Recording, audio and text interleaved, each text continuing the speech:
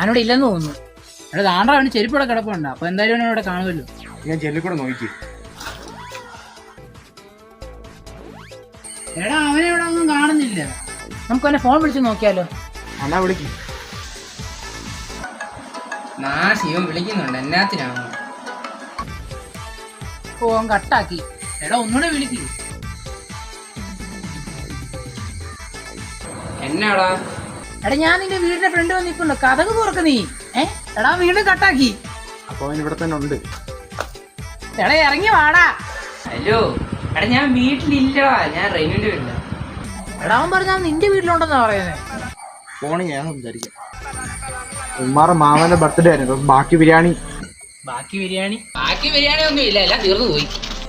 കഴിക്കാനുള്ള ഇങ്ങോട്ട് പോരട്ടെ. നൈസായിട്ട് വന്ന വഴിയേ മൂന്നും കൂടെ വിട്ടോ.